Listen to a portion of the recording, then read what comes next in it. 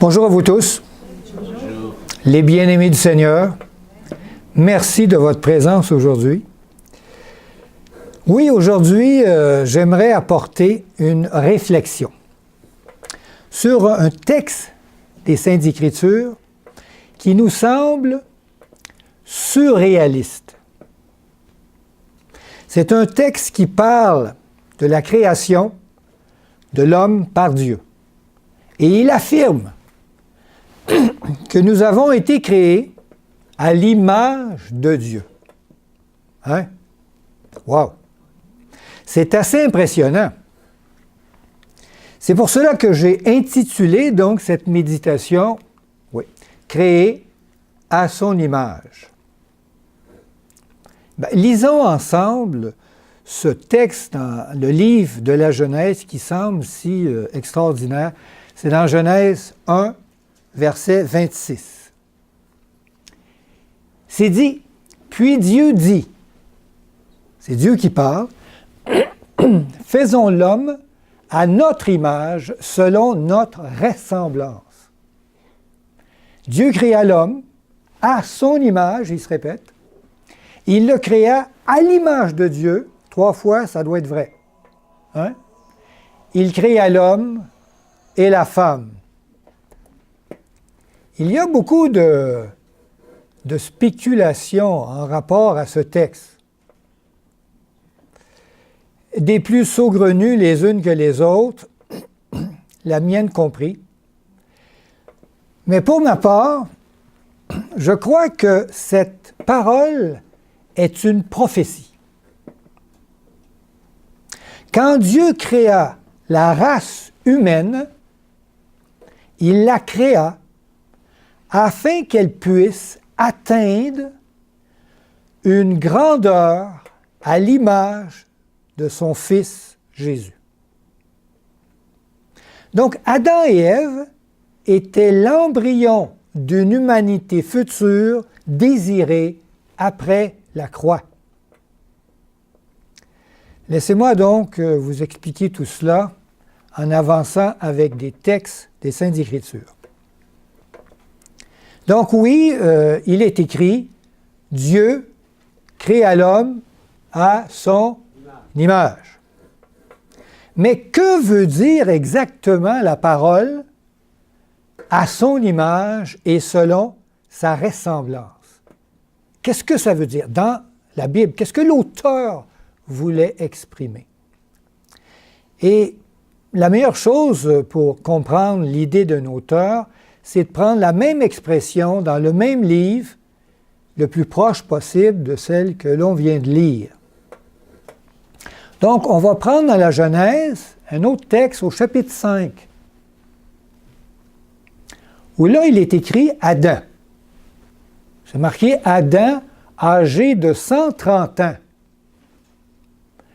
engendra un fils à sa ressemblance, selon son image.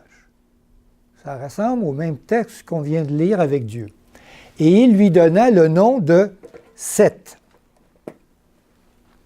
Je suis certain que Seth ressemblait à son père comme 2 gouttes d'eau.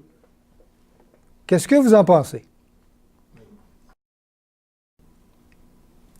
Donc, après ce texte qu'on vient de lire, on peut mieux comprendre, saisir ce que cela veut dire être créé à son image, à sa ressemblance.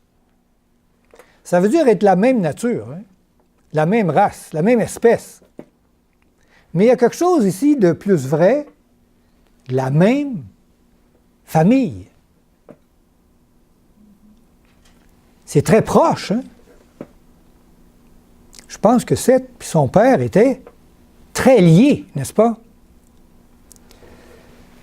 Donc, on a été créé à la ressemblance avec Dieu. Peut-être avec Dieu 2 jambes, 2 bras. Dieu a une tête, des cheveux. On est comme Dieu. Qu'est-ce que vous en pensez? Dieu créa l'homme à son image. Mais selon les Saintes Écritures, si on va continuer notre réflexion, à quoi ressemble Dieu. Quand on le voit en vision ou on le voit, il y a des prophètes qui l'ont vu. On va lire ça dans le prophète Daniel, chapitre 7, verset 9. Daniel dit, « Je regardais pendant que l'on plaçait des trônes et l'Ancien des jours s'assit. Son vêtement était blanc comme la neige et les cheveux de sa tête étaient comme de la laine pure. » Il y avait les cheveux blancs, en tout cas. Dans cette scène, le prophète Daniel voit Dieu le Père dans une forme très humaine qui ressemble à un vieil homme assis. Et ce vieil homme, il est vêtu de blanc, il a une tête et il a des cheveux. Et il nous ressemble. C'est extraordinaire, n'est-ce pas? Oui, Dieu nous a créés à son image. C'est vraiment étonnant. Quand Jésus était sur terre, Jésus nous a bien expliqué, il voulait nous faire comprendre qu'il était, lui, l'image physique de son Père céleste. Vous vous rappelez le texte dans l'Évangile de Jean? On va lire ça. Jésus qui parle, il dit, « Si vous me connaissiez, vous connaîtriez aussi mon Père. Et dès maintenant, vous le connaissez et vous l'avez vu. » Wow! Alors Philippe lui dit, « Seigneur, montre-nous le Père et ça va nous suffire. » Et Jésus répond, Jésus lui dit, « Celui qui m'a vu a vu le Père. » Je pense que comme Seth était l'image parfaite de son père Adam, Jésus pouvait dire, « Je suis l'image parfaite de mon Père céleste. » N'est-ce pas? Oui, Dieu créa l'homme à son image. C'est vraiment extraordinaire. Moi, en tout cas, ça m'a troublé quand j'ai lu ce texte pour la première fois. C'est tellement beau, on va le relire. On va le relire dans le livre de la Genèse 1,26.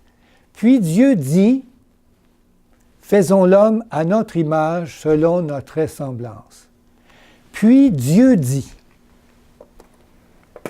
C'est Dieu qui parle, hein, ici. Donc, au commencement de notre univers, tout a été créé par Dieu, par sa parole. Dieu dit et la chose arrive à l'existence. Dieu dit. Mais qui est ce Dieu qui parle ici, dans le verset 26 de Genèse 1? Est-ce Dieu le Père, Dieu le Fils ou Dieu le Saint-Esprit? Nous avons la réponse à cette question dans les premiers versets de l'Évangile de Jean. Il nous dit, c'est qui parle? On va lire ça dans Jean, premier verset, chapitre 1. Jean dit, « Au commencement était la parole, au commencement était la parole, et la parole était avec Dieu, et la parole était Dieu. Elle était au commencement avec Dieu. Toutes choses ont été faites par elle, et rien de ce qui a été fait n'a été fait sans elle. » Et verset 14, « Et la parole a été faite chair. Elle a habité parmi nous, pleine de grâce et de vérité, et nous avons contemplé sa gloire, une gloire comme la gloire du Fils unique venu du Père. » Amen. Toutes choses ont été faites par la parole, et la parole a été faite chair. Le texte est clair. Cette parole qui a créé l'homme à son image, c'est Dieu qui s'est incarné. C'est Jésus lui-même qui prononça cette parole au début de la création. C'est lui qui a dit « Faisons l'homme à notre image ». Et la chose est venue à existence, n'est-ce pas? Afin que l'homme fût créé à son image et à sa ressemblance. Jésus est donc le père d'Adam, le père de notre humanité, le créateur de la race humaine. Et oui, Dieu créa l'homme à son image. Mais au moment où Dieu, en la personne de Jésus, prononce cette parole, est-ce que Jésus savait qu'il allait s'incarner dans la race humaine et devenir un homme pour toujours? Est-ce qu'il savait ce qu'il faisait? On va lire deux textes, pour bien comprendre qu'il le savait. Dans Colossiens 1,15, on lit « on parle de Jésus, il est l'image du Dieu invisible. » Ça, on comprend ça. Le premier-né de toute la création. Intéressant. D'autres, on croit que c'est Adam le premier-né, de toute la race. Mais ici, il dit que c'est Jésus. Il est avant toute chose. Et toute chose subsiste en lui. Dans 1 Pierre 1,20, on lit « Prédestiné avant la fondation du monde et manifesté à la fin des temps à cause de vous. » Eh oui! Donc, Jésus est l'image visible du Dieu invisible. Il est le premier-né de la race humaine, le dernier Adam, disait Paul dans 1 Corinthiens 15, 45. Un Adam, c'est le premier de la race, n'est-ce pas? Avant la fondation donc du monde, Jésus était destiné à se manifester dans l'homme. On comprend ça? Il le savait. Donc, avant même la création de l'univers, le nôtre, Dieu avait conçu sur sa planche à dessin une race humaine dans laquelle son fils serait le premier-né de cette race, afin d'engendrer une espèce à son image, selon sa ressemblance. À la création, Dieu a créé une race humaine capable de recevoir toute la plénitude du Fils de Dieu. Et nous sommes de cette race. Amen. Oui, même si Jésus s'est incarné plus de 4000 ans après la création d'Adam et Ève, nous avons été créés à son image humaine prédestinée, conçue d'avance. Quel génie! Dieu est grand. Oui, nous avons été créés à l'image de Dieu.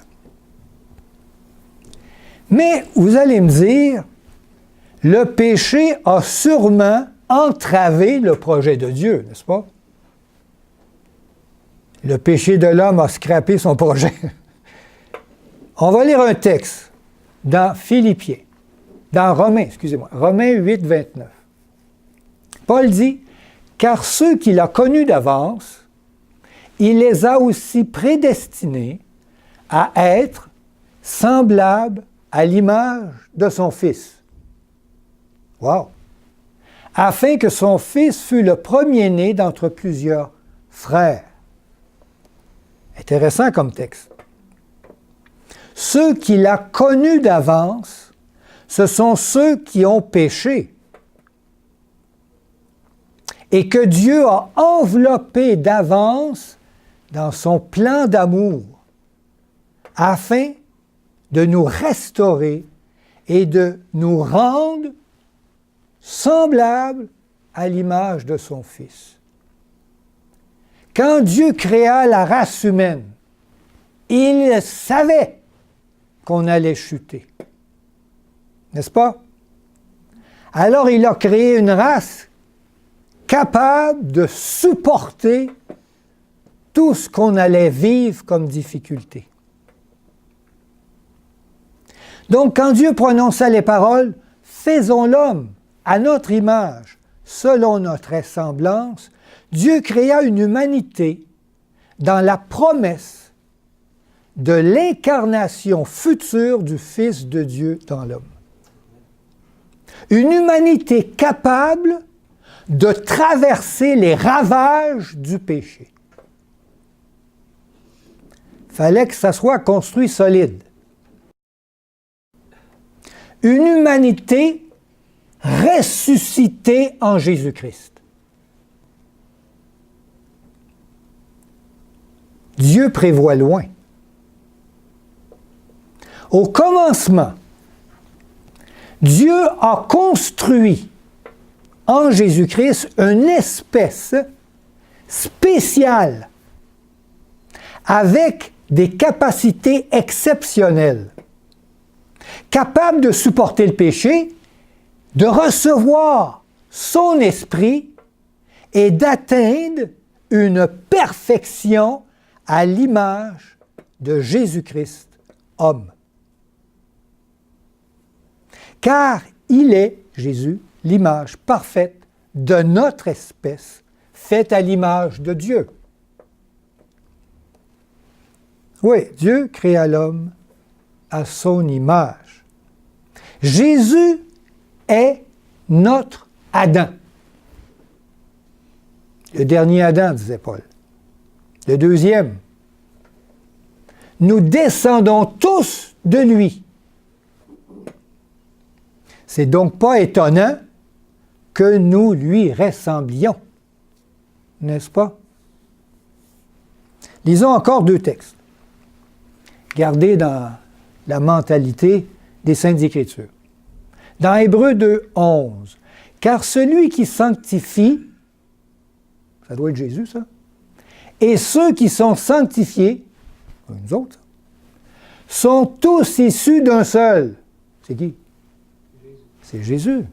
C'est pourquoi il n'a pas honte de les appeler frères. Et dans Galates 4, 7, il est dit, « Ainsi tu n'es plus esclave, tu n'es pas en dessous, mais fils. Et si tu es fils, tu es aussi héritier par la grâce de Dieu. » Et que c'est des textes forts. Ce qui est étonnant dans ces versets, c'est que Dieu nous considère comme frères de Jésus. Et non pas comme inférieurs. Non comme des subalternes, mais comme ses égaux. C'est encore plus extraordinaire. Dieu nous a créés frères de Jésus, son Fils. Wow! À son égal. En lui, nous sommes tous de la même famille de Dieu. Hey, c'est proche de Dieu, ça. Nous avons tous le même Père, avec les mêmes privilèges et le même héritage. C'est extraordinaire, n'est-ce pas? Pouvez-vous concevoir et accepter aujourd'hui, d'accepter que votre Père, c'est Dieu. Et c'est le Père de notre race. Vous savez, ça arrive souvent aujourd'hui, les gens, quand ils vieillissent, on leur dit, vous savez, je ne suis pas ton père, ton vrai père, c'est l'autre. Puis il se passe des choses dans la famille, des fois. C'est difficile à accepter, n'est-ce pas? Mais aujourd'hui, pouvez-vous accepter que votre vrai père, hey, c'est Dieu? Quel privilège! Il est multimilliardaire! Quand on sait ça, tu dis, wow, tout lui appartient. Et il nous a créés à son image.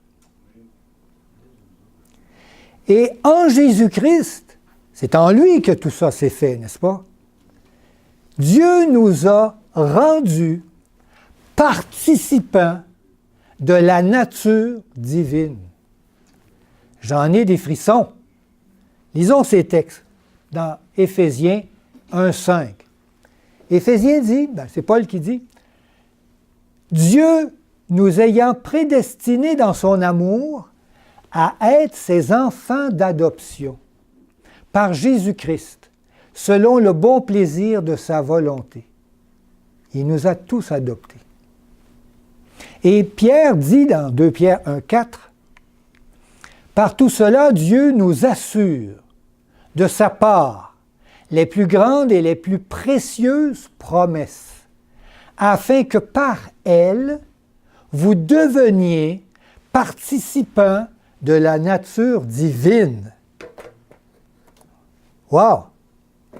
Par Jésus-Christ, nous avons été créés dans une nature capable de supporter la sainteté de Dieu et la malédiction du péché. Hey, c'est extraordinaire. Vous pouvez pécher et le lendemain adorer Dieu. On est une bébite spéciale, n'est-ce pas?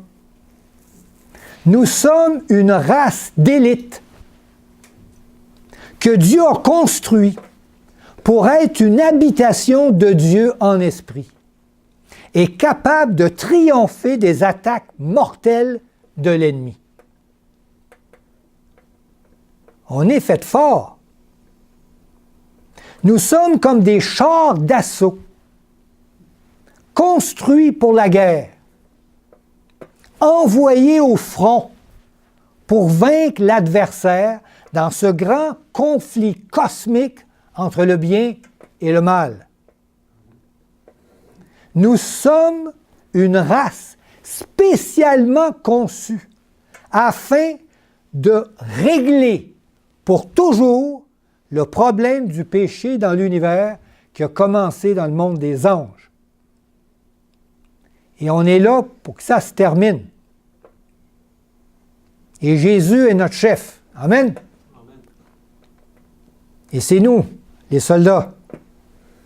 Oui, Dieu a créé l'homme à son image.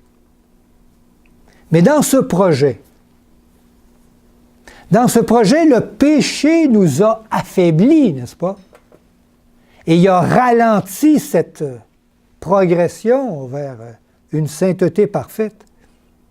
Alors vous allez me dire, à quel moment l'homme va-t-il atteindre vraiment l'image parfaite de Dieu? Hein, ça peut prendre longtemps, après la résurrection peut-être, mais ce n'est pas ce que disent les Saintes Écritures. Lisons un texte. Dans Éphésiens 4,13, Paul dit « Jusqu'à ce que nous soyons tous parvenus à l'unité de la foi, de la connaissance du Fils de Dieu, à l'état d'homme fait, à la mesure de la stature parfaite de Christ. » Et Paul, il dit qu'on peut atteindre ça assez vite quand même. Et dans Colossiens 1,27, Paul nous dit « C'est lui que nous annonçons, exhortant tout homme, en instruisant tout homme en toute sagesse, il dit, afin de présenter à Dieu tout homme devenu parfait en Christ. Il a atteint cette perfection. C'est à quoi je travaille en combattant avec sa force qui agit puissamment en moi. Nous devons être présentés à Dieu dans une perfection à l'image de Christ. Il s'en vient Jésus, là. On va être présenté à Dieu, là. C'est donc maintenant que Dieu désire réaliser ce miracle de nous transformer à l'image de Jésus, créé à son image.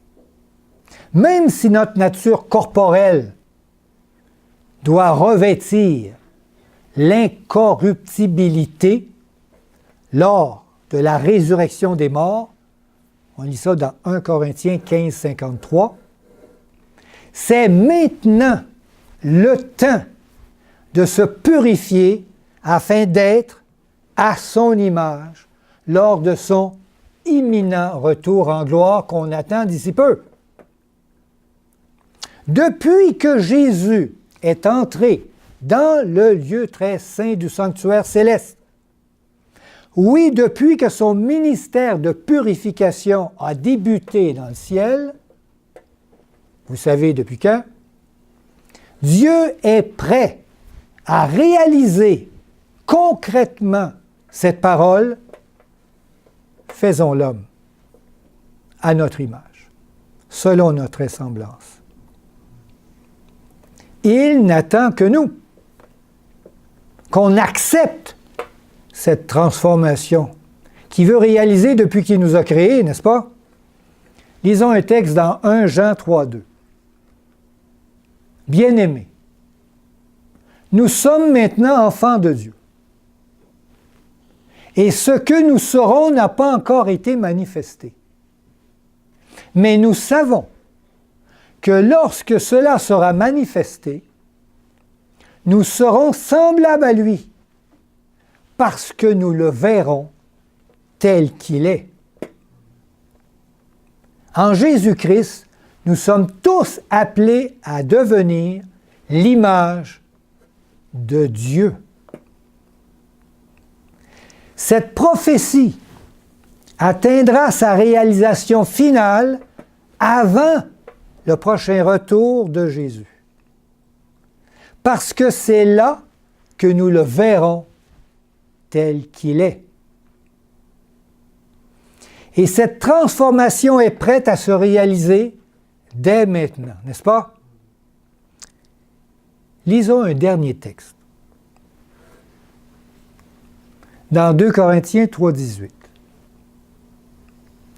Nous tous, qui le visage découvert, contemplons comme dans un miroir la gloire du Seigneur. Nous sommes transformés en la même image. On se transforme comme Jésus, de gloire en gloire, comme par le Seigneur l'Esprit. Dieu désire maintenant réaliser cette transformation extraordinaire en nous. Quand les gens nous regarderont, ils verront un visage reflétant comme dans un miroir la gloire de Dieu et s'exclameront « Voici un Fils de Dieu fait à son image. » Amen.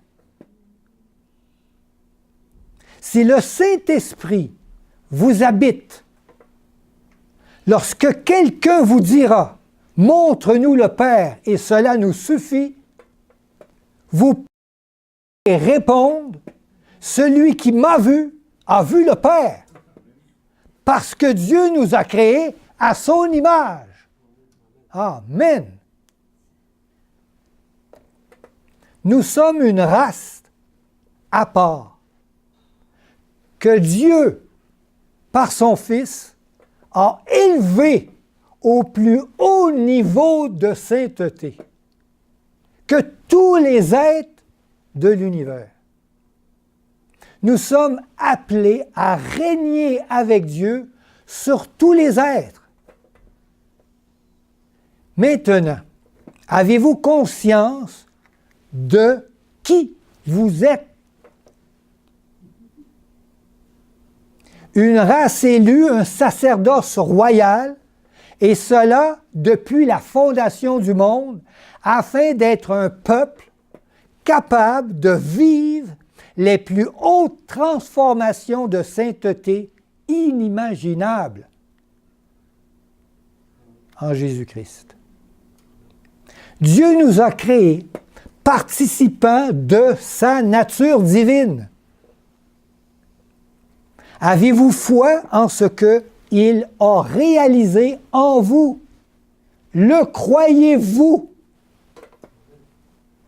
Acceptez-vous maintenant la position qu'il vous revient de plein droit en Jésus-Christ?